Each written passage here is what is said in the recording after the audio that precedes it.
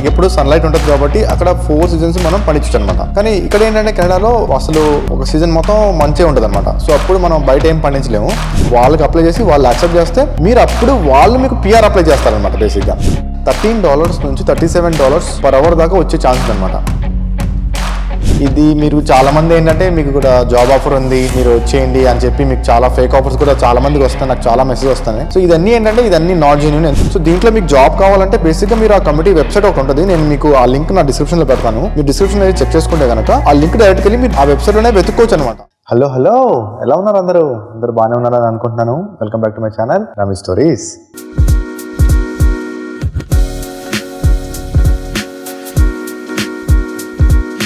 ఈరోజు మన వీడియో ఏంటంటే types of agricultural or farming jobs in Canada అనమాట. అంటే మీకు ఏంటంటే ఇక్కడ ఫార్మింగ్ జాబ్స్ కానీ అగ్రికల్చర్ జాబ్స్ కానీ దాని గురించి ఒక డీటెయిల్ గా ఒక వీడియో చేద్దాం. దాని గురించి మీకు కొంచెం ఇన్ఫర్మేషన్ ఇద్దాం అని చెప్పి. సో ఈ వీడియోలో ఏంటంటే మనం అసలు జనరల్ గా ఓవర్వ్యూ చూద్దాం ఫస్ట్ థింగ్. నెక్స్ట్ ఏంటంటే అసలు ఎలాంటి జాబ్స్ ఉంటాయి ఫార్మింగ్ సెక్టర్ లో. ఇంకోటి ఏంటంటే అగ్రికల్చర్ సెక్టర్ లో 3 టైప్స్ ఆఫ్ వీసాస్ ఉన్నాయి అనమాట. సో వాటి అనేది గురించి మనం డిస్కస్ చేద్దాం. సో లాస్ట్ లో మనం ఏంటంటే ఇండియా నుంచి మీరు కనుక ఫార్మింగ్ జాబ్స్ కోసం అప్లై చేసి ఇక్కడ వద్దాం అనుకుంటే దాని గురించి మీరు ఎలా రావచ్చు డీటెయిల్ గా డిస్కస్ చేద్దాం. ఓకేనా? సో ఎవరైనా సరే ఫార్మింగ్ కానీ అగ్రికల్చర్ జాబ్స్ గురించి డీటెయిల్ గా తెలుసుకుందాం అనుకుంటే ఈ వీడియో మాత్రం పూర్తిగా చూడండి.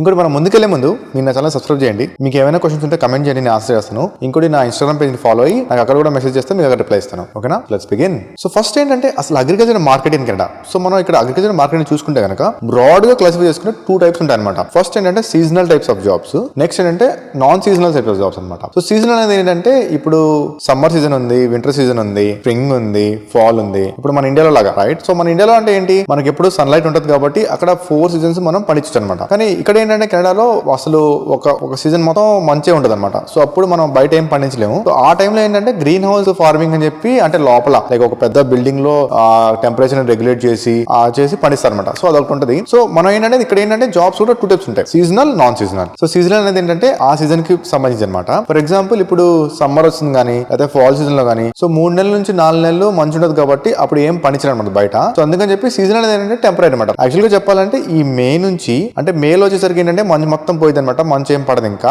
మే నుంచి ఈ ఆగస్ట్ సెప్టెంబర్ దాకా ఈ 4-5 నెలలే అనమాట బాగా పండేది. సో అందుకే నేను ఇంకో వీడియో చేస్తే కనుక ఆపిల్ ఫార్మింగ్ అని చెప్పి లేకపోతే స్ట్రాబెరీ పికింగ్ అని చెప్పి సో అప్పుడు ఏంటంటే సన్లైట్ ఉంటుంది లైక్ మన ఇండియా లాగా ఉంటుంది అన్నమాట టెంపరేచర్. సో అప్పుడే ఎక్కువగా పండుతాయి. అప్పుడే బయట అందరు వెళ్ళి ఆ ఫార్మ్స్ లో కొంచెం తిరుగుతూ ఉంటారు అనమాట. వీళ్ళు కూడా ఏంటంటే అప్పుడే అనమాట ఎక్కువగా పండించేది యాక్చువల్ గా. సో ఒక సెక్టర్ అంటే సీజనల్ ఏంటంటే ఇంకోటి ఏంటంటే కొంచెం పార్ట్ టైం లాగే అనుకోవచ్చు, ఎందుకంటే ఇయర్ మొత్తం ఉండదు కాబట్టి. సో అది ఒక టైప్ ఆఫ్ జాబ్. ఇంకోటి ఏంటంటే non seasonal. So non seasonal అనేది ఏంటి ఫర్ ఎగ్జాంపుల్ అగ్రి సెక్టర్ లోనే మనం చూసుకుంటే లైక్ క్యాటిల్ ఫార్మింగ్ అనుకోండి, లైక్ ఫర్ ఎగ్జాంపుల్ లేకపోతే పౌల్ట్రీ తీసుకోండి. సో ఇవన్నీ ఏంటంటే రోడ్ నడుస్తాయి అనమాట కదా. అంటే దీనికి బయట టెంపరేచర్ మనకు అక్కర్లేదు. మనకి పెద్ద బిల్డింగ్ ఉంటే ఆ బిల్డింగ్ లోపలే మనం అన్ని జంతువుల్ని పెంచచ్చు, లైక్ కాఫ్ ని గానీ లేకపోతే పిక్స్ ని గానీ లేకపోతే కోల్డ్ అని గానీ రైట్. సో వీళ్ళన్నింటినీ మనం లోపల పెంచవచ్చు కాబట్టి సో వీళ్ళ జాబ్స్ ఎలా ఉంటాయంటే త్రోట్ దగ్గర ఉంటారు అనమాట. సో అది కూడా ఫార్మింగ్ కి సంబంధించింది కాబట్టి సో అది నాన్ సీజనల్ అంటారు అనమాట. సో నాన్ సీజనల్ అనేది ఏంటంటే త్రోట్ దగ్గర ఉంటుంది కాబట్టి సో మాక్సిమం ఏంటంటే నాన్ సీజనల్ వాళ్ళు ఎలా ఉంటుంది అంటే వాళ్ళు ఫుల్ టైం వర్క్ చేస్తారు అనమాట. సో సీజన్ వాళ్ళు ఏంటంటే టెంపరీగా వర్క్ చేస్తారు, ఎందుకంటే ఇయర్ మొత్తం వర్క్ చేయరు కాబట్టి. సో అది బేసిక్ గా. సో జనరల్ గా చూసుకుంటే కనుక సీజనల్ అనేది ఏంటి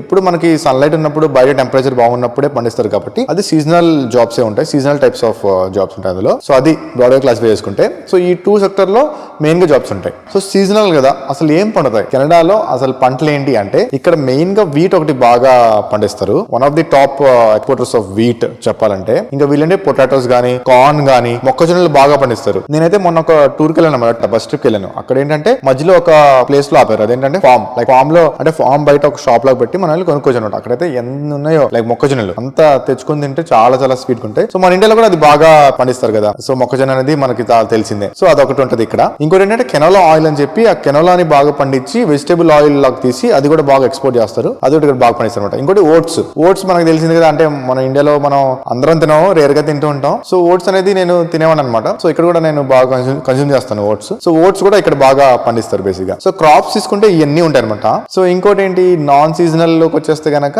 పౌల్ట్రీ ఫార్మ్ గానీ లేకపోతే క్యాటిల్ ఫార్మ్ గానీ లేకపోతే పిక్స్ గానీ లేకపోతే షీప్ గానీ మేకల్ని పెంచడం గానీ సో ఇన్ని ఏంటంటే నాన్ సీజనల్ అనేది త్రోట్ దగ్గర ఉంటాయి. సో ఈ డిఫరెంట్ టైప్స్ ఆఫ్ ఫార్మ్స్ ఉంటాయి అనమాట. సో ఇక్కడ ఏంటంటే 10 ప్రావిన్సెస్ ఉన్నాయి, అంటే 10 స్టేట్స్ ఉన్నాయి అనమాట. దీంట్లో ఈ ప్రతి స్టేట్ లో డిఫరెంట్ టైప్స్ లో కొంచెం ఎక్కువ ఉంటాయి అనమాట. సో అది బేసిక్ గా non seasonal types of crops కానీ లేకపోతే ఏం టైప్స్ ఆఫ్ ఫార్మ్స్ ఉంటాయో. సో ఇంకోటి చూసుకుంటే కనుక సో ఇప్పుడు మనం ఏంటంటే అసలు మెయిన్ గా అసలు ఎలాంటి జాబ్స్ ఉంటాయి, రైట్? సో మనం దీంట్లో క్లాసిఫై చేసుకుంటే మెయిన్ గా 2 టైప్స్ ఆఫ్ జాబ్స్ ఉంటాయి అన్నమాట దీంట్లో. లైక్ ఇంకా చాలా సబ్ కేటగిరీస్ ఉంటాయి, బట్ నేను ఏంటంటే బ్రాడ్ గా క్లాసిఫై చేసి 2 టైప్స్ ఆఫ్ మెయిన్ గా ఉంటాయని చెప్పి చెప్తున్నాను దీంట్లో. సో మెయిన్ గా ఏంటంటే ఫార్మ్ వర్కర్ లేకపోతే ఫార్మ్ మేనేజర్. సో ఈ 2 జాబ్స్ ఏంటంటే చాలా ఎక్కువ ఉంటాయి ప్రతి ఫార్మ్ కి, ఎందుకంటే ప్రతి ఫార్మ్ కి ఫార్మ్ వర్కర్ కావాలి ప్లస్ ఫార్మ్ మేనేజర్ కావాలన్నమాట. సో ఫార్మ్ వర్కర్ అనే వాళ్ళు ఎవరంటే జనరల్ గా ఫార్మ్ ని పండించే వాళ్ళు. లైక్ ఒక క్రాప్ వేద్దాం అనుకుంటే కదా, ఫర్ ఎగ్జాంపుల్ మొక్కజొన్న ప్లాంటింగ్ వేద్దాం అనుకున్నారు అనుకోండి, ఆ ఫార్మ్ ఓనర్ ఎవరైనా సరే. సో ఫార్మ్ వర్కర్ అనే వాళ్ళు ఏం చేయాలంటే ఆ మొక్కజొన్న విత్తనాలు నాటడం దగ్గర నుంచి దాన్ని పెంచడం దగ్గర నుంచి దాన్ని వాటర్ ఇరిగేషన్ మొత్తం చేసి ప్లస్ హార్వెస్టింగ్ కూడా చేయాలన్నమాట. సో వీళ్ళకి ఏంటంటే ఈ ఫార్మ్ వర్కర్స్ కి ట్రాక్టర్ కూడా నడిపేలాగా ఉండాలన్నమాట. సో జనరల్ గా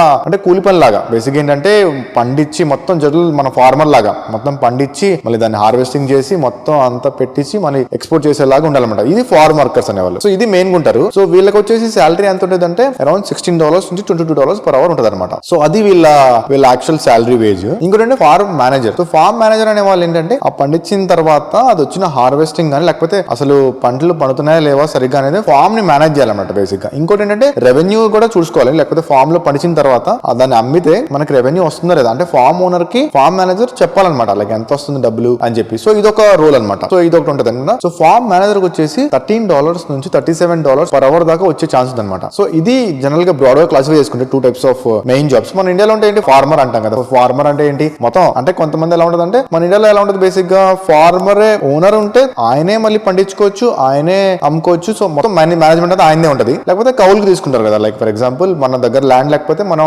ఒకళ్ళ ఓనర్ దగ్గర కౌలు తీసుకొని మనమే మొత్తం మేనేజ్మెంట్ గానీ అమ్మటం గానీ పండించడం అంతా చేసుకుంటాం. సో ఇక్కడ ఎలా ఉంటుంది అంటే ఇక్కడ ఫార్మ్ ఓనర్ ఒకళ్ళు ఉంటారు ప్లస్ దాంట్లో పనిచేసే వాళ్ళు వేరే ఉంటారు అనమాట. సో జనరల్ గా ఎలా ఉంటుంది అంటే ఫార్మ్ ఓనర్స్ కూడా కొన్ని చోట్ల ఉండొచ్చు, కానీ జనరల్ గా ఏంటంటే ఫార్మ్ అనేది పెద్దగా ఉంటే దాంట్లో వేరే రోల్స్ ఉంటాయి అనమాట. ఇంకోటి ఏంటంటే కొన్ని ఫార్మ్స్ కి ఎలా ఉంటుంది అంటే ఒక షాప్ లాగా పెట్టుకుంటారు వాళ్ళు. ఇప్పుడు ఫర్ ఎగ్జాంపుల్ నేను లాస్ట్ టైం ఒక స్ట్రాబెరీ ఫార్మ్ కి వెళ్ళాను. సో స్ట్రాబెరీ ఫార్మ్ కి వెళ్తే దాంట్లో పెద్ద ఒక స్టోర్ లాగా పెట్టుకున్నారు షాప్. అంటే ఏంటంటే ఫార్మర్స్ మార్కెట్ లాగా మనం వెళ్ళి షాప్ లోనే కొనుక్కొని అక్కడే మనకు కావాల్సిన కొనుక్కొని మన ఇంటికి రావచ్చు అనమాట. సో అది ఎలా ఉంటుంది అంటే టూరిస్ట్ అట్రాక్షన్ లాగా బేసిక్ గా చెప్పాలంటే ఫార్మ్ ఉంటుంది, దాంట్లో పండించవచ్చు ప్లస్ టూరిస్ట్ అట్రాక్షన్ లాగా వచ్చి మనం డైరెక్ట్ గా ఫార్మ్ లోనే వెళ్ళి కొనుక్కోవచ్చు అనమాట. సో అదొకటి బాగా ఇక్కడ నడిచింది. సమ్మర్ టైంలో ఏంటంటే ఫర్ ఎగ్జాంపుల్ నేను స్ట్రాబెరీ పికింగ్ వెళ్ళాను. సో స్ట్రాబెరీ పికింగ్ ఏంటి అక్కడ స్ట్రాబెరీ ఫార్మ్స్ అని పెట్టారు. మనం బయట వెళ్తే ఒక చిన్న బాస్కెట్ లాగా ఇచ్చారనమాట. అదేంటంటే ఒక $20 మనం పే చేస్తే వాళ్ళకి బాస్కెట్ ఇస్తారు. అది మనం తీసుకెళ్లి మనం ఎన్ని కావాలంటే అన్ని కోసుకొని ఆ ఫార్మ్ లో పెట్టుకుని దాన్ని తీసుకెళ్ళి నేను స్ట్రాబెరీ పికింగ్ వెళ్ళినప్పుడు ఒక వీడియో కూడా చేశాను, అది కూడా పెడతాను దీని తర్వాత మీరు చూడండి. దాన్ని కూడా దాంట్లో పెట్టుకోవడం ఒకటి, ఇంకోటి మనం దారిలో కోసుకుంటూ తినేయచ్చు అనమాట.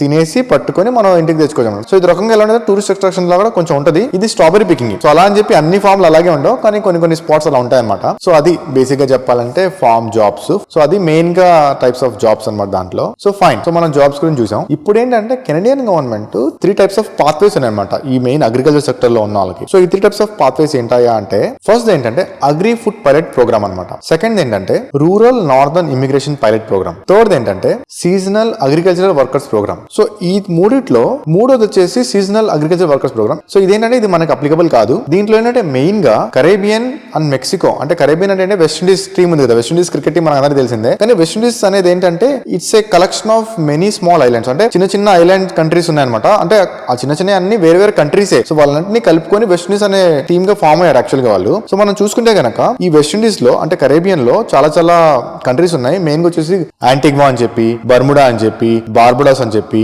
గ్రనేడా అని చెప్పి. సో ఏంటంటే వీళ్ళన్ని కంట్రీస్ ప్లస్ మెక్సికో. సో ఈ కంట్రీస్ అందరికి ఏంటంటే అక్కడ ఉన్న వాళ్ళు రైతులు ఎవరైనా సరే ఇక్కడికి వచ్చి పనిచేయాలనుకుంటే సీజనల్ అగ్రికల్చర్ వర్కర్స్ పైలట్ ద్వారా వాళ్ళకి టెంపరీ వీసా ఇస్తారనమాట. సో ఆ టెంపరీ వీసా తీసుకుని వాళ్ళు ఇక్కడికి వచ్చి పని చేసుకోవచ్చు. సో అదేంటి అది వేరే ఏ కంట్రీస్ కి అప్లికబుల్ కాదు, ఓన్లీ కరేబియన్ లో ఉన్న వాళ్ళకి ప్లస్ మెక్సికో వాళ్ళకి.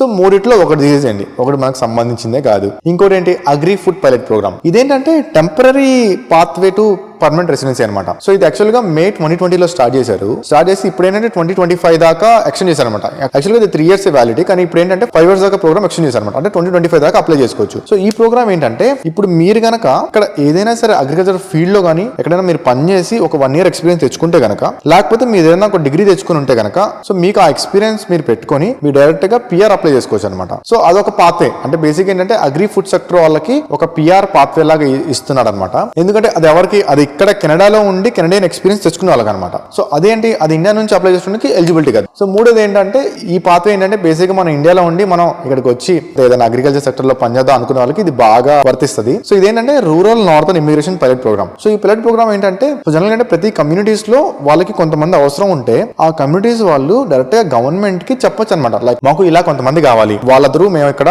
ఈ అగ్రికల్చర్ సెక్టర్ లో మేము వాడుకోవాలి. సో ఇవన్నీ ఏంటంటే రూరల్ ఏరియాస్ లోనే అనమాట. సో ఫర్ ఎగ్జాంపుల్ ఇప్పుడు ఎవరైనా సరే ఇండియాలో ఉండి ఇక్కడికి వచ్చి అగ్రికల్చర్ సెక్టర్ లో పనిచేద్దాం అనుకుంటే ఆ కమ్యూనిటీలోనే పనిచేయాలన్నమాట. ఫర్ ఎగ్జాంపుల్ గుంటూరులో చిన్న పల్లెటూరు తీసుకోండి, వడ్లముడి, రైట్, ఓకేనా, అక్కడే నా కాలేజ్ యాక్చువల్గా విజ్ఞాన్. సో వడ్లముడి అనేది చిన్న పల్లెటూరు అనుకోండి. ఆ వడ్లముడి అనే ప్లేస్ లో ఇప్పుడు ఎవరన్నా వచ్చి పనిచేయాలంటే మీరు అక్కడే ఉండాలి అనే మీరు అనుకుంటే కనుక ఆ వడ్లముడి అనే రీజియన్ నుంచి ఆ వడ్లముడి వాళ్ళు గవర్నమెంట్ కి చెప్తారు, మాకు ఇక్కడ ఒక నలుగురు కావాలి, ఇక్కడ ఫార్మ్స్ ఉన్నాయి చాలా, ఇక్కడ ఫార్మ్స్ లో పనిచేయడానికి ఇక్కడ జనాలు ఎవరు లేరు, మాకు నలుగురు కావాలని చెప్పి గవర్నమెంట్ కి వాళ్ళు అర్జీ పెడితే గవర్నమెంట్ యాక్సెప్ట్ చేసి వీళ్ళకి పవర్ ఉండేది అనమాట వీళ్ళు హైర్ చేసుకోవడానికి. సో ఇక్కడ ఉన్న ఫార్మ్ ఓనర్స్ ఎవరైనా సరే మన ఇండియా నుంచి కానీ ఎక్కడన్నా సరే హైర్ చేసుకొని ఇక్కడ తెప్పించి వాళ్ళకి పాత్వే ఇచ్చేసి వాళ్ళు ఈ కమిటీలో ఉండేలాగా చేసుకోవచ్చు అనమాట. సో అదొకటి ఉంది ఈ రూరల్ నార్థన్ ఇమిగ్రేషన్ పైలట్ అని చెప్పి. ఒకటి మెయిన్ గా దీంట్లో క్లాజ్ ఏంటంటే కమిట్మెంట్ అనమాట, like commitment to work in the community, మీరు ఆ కమ్యూనిటీలోనే ఉంటారు అని చెప్పి బేసిక్ గా. సో దీని వల్ల ఏమైపోయిందంటే వాళ్ళ ఎకానమిక్ బూమ్ అనమాట, అంటే వాళ్ళకి జనాలు అక్కడ మీరు హెల్ప్ చేస్తారు కాబట్టి సో వాళ్ళకి ఫార్మింగ్ లో కానీ వాళ్ళ ఇంట్లో హెల్ప్ అయింది. ఇంకా మీకు కూడా ఏంటంటే వేరే కంట్రీ నుంచి వచ్చి అలా కెనడాలో సెటిల్ అవ్వాలంటే అదొక పాత్వే అనమాట. సో దీంట్లో మెయిన్ ఏంటంటే చాలా పార్టిసిపేషన్ కమిటీస్ ఉన్నాయి. సో దీంట్లో మీకు జాబ్ కావాలంటే బేసిక్ గా మీరు ఆ కమిటీ వెబ్సైట్ ఒకటి ఉంటుంది, నేను మీకు ఆ లింక్ నా డిస్క్రిప్షన్ లో పెడతాను, మీరు డిస్క్రిప్షన్ లో చెక్ చేసుకుంటే కనుక ఆ లింక్ డైరెక్ట్ వెళ్ళి మీరు ఆ వెబ్సైట్ లోనే వెతుక్కోవచ్చు అనమాట అసలు ఆ కమిటీలో జాబ్స్ ఉన్నాయి. సో బేసిక్ ఏంటి, మీరు ఇండియా నుంచి అప్లై చేయాలంటే వేరే ఏ వెబ్సైట్ అక్కర్లేదు, డైరెక్ట్ గా ఆ కమ్యూనిటీ పోర్టల్ లోకి వెళ్ళి అక్కడే మీకు ఎంప్లాయీస్ దొరుకుతారు, అక్కడే మీరు అప్లై చేసుకోవచ్చు అనమాట. సో ఇది జెన్యూన్ వే బేసిక్ గా, ఓకేనా. సో నేను ఆ లింక్స్ అని మీకు పెడతాను. ఇలా చెప్పాలంటే నార్త్ బే ఆంటోరియోలో ఒకటి ఉంది, అంటే Ontario state like Andhra state Telangana state లాగా ఆంటోరియో అనే స్టేట్ లో నార్త్ బే అనే ప్లేస్ లో, ఇంకా శాన్బెరీ ఆంటోరియో అనే ప్లేస్ లో, ఇంకా టిమిన్స్ ఆంటోరియో. సో ఇలా చాలా కొన్ని ప్లేస్ ఉన్నాయి, ఆల్మోస్ట్ ఒక 11 to 12 ఉన్నాయి. సో ఈ లిస్ట్ అని నేను ఇక్కడ పెడతాను, ప్లస్ మీకు లింక్ కూడా నేను పెడతాను అనమాట, మీరు వెళ్ళి ఒకసారి చెక్ చేసుకోండి. సో ఇది జెన్యూన్ వే బేసిక్. మీరు ఏంటి ఇండియా నుంచి ఇక్కడ వద్దాం అనుకుంటే ఈ కమ్యూనిటీస్ లోకి వెళ్ళి ఈ కమ్యూనిటీ వాళ్ళకి వాళ్ళ దాంట్లో వేకెన్సీ ఉండి వాళ్ళకి అవసరం ఉంటే మీరు వెళ్ళి ఆ వెబ్సైట్ లో అప్లై చేసి ఓకే నేను అగ్రికల్చర్ ఫార్మ్ వర్క్ నేను ఆల్రెడీ ఇండియాలో ఎక్స్పీరియన్స్ వర్క్ చేశాను, నేను వచ్చి పని చేద్దాం అనుకుంటే వాళ్ళకి అప్లై చేసి వాళ్ళు యాక్సెప్ట్ చేస్తే మీరు అప్పుడు వాళ్ళు మీకు పిఆర్ అప్లై చేస్తారనమాట బేసిక్ గా, ఓకేనా. సో ఈ వీళ్ళు పిఆర్ అప్లై చేసిన టైంలో in case me PR processing అవుతుంది అనుకోండి, లైక్ పిఆర్ అప్లికేషన్ వేసారు వాళ్ళు,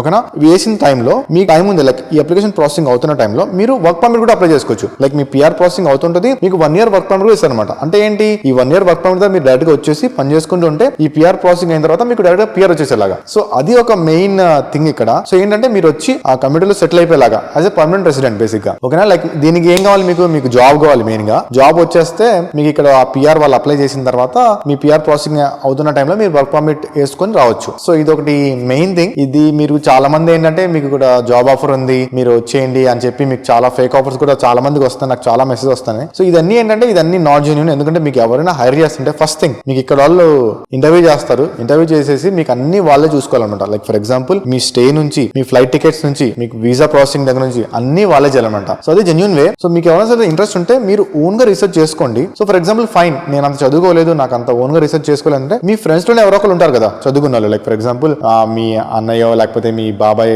కొడుకు లైక్ ఎవరో ఒకరు, మీ మామయ్య ఫ్రెండ్ లైక్ ఎవరో ఒకరు ఉంటారు కదా చదువుకున్న వాళ్ళు, వాళ్ళకి వెళ్ళి ఈ వెబ్సైట్ లింక్ చూపించండి. అంటే నా వీడియో కింద నేను లింక్ పెడతాను కదా, చూపించి ఈ లింక్ ని వాళ్ళు తరోగా రీడ్ చేసేలా చూపించండి, వాళ్ళే మీకు కొన్ని సజెషన్స్ ఇవ్వచ్చు, రైట్. అంతే కదా, మనం ఒకరినొకరు హెల్ప్ చేసుకోవాలి. లైక్ ఎవరికి డబ్బులు పే చేయొద్దు. అలాగే మీకు జాబ్ ఆఫర్ వస్తుంది నేను మీకు ఇస్తాను 2 లక్షలు 3 లక్షలు ఇవ్వాలంటే డోంట్ డూ దట్. నేను లాసే చెప్పాలంటే ఆనెస్ట్ గా. సో ఎవరు మీకు అలా డబ్బులు తీసుకొని ఇస్తే గవర్నమెంట్ ఇక్కడ యాక్సెప్ట్ చేయడు, ఎందుకంటే ఎలిజిబుల్ జెన్యూన్ జాబ్ ఆఫర్ ఇవ్వాలి. సో జెన్యూన్ జాబ్ ఆఫర్ అంటే మొత్తం ఖర్చులంతా ఆ ఎంప్లాయర్ చూసుకోవాలి, లైక్ మీకు జాబ్ ఇచ్చేవాడే చూసుకోవాలన్నమాట. సో అదనమాట సంగతి. సో జనరల్ గా ఈ వీడియోలో ఏంటంటే మీకు ఇక్కడ అగ్రికల్చర్ సెక్టర్ గురించి ఒక ఐడియా ఇద్దాం, ప్లస్ మీకు ఇక్కడ ప్రోగ్రామ్స్ ఏ ఉన్నాయి అగ్రికల్చర్ ఫార్మింగ్ లో మీకు జాబ్స్ ఇక్కడ రెడీగా అప్లై చేయాలంటే ఎలా అని చెప్పి. సో అదనమాట సంగతి.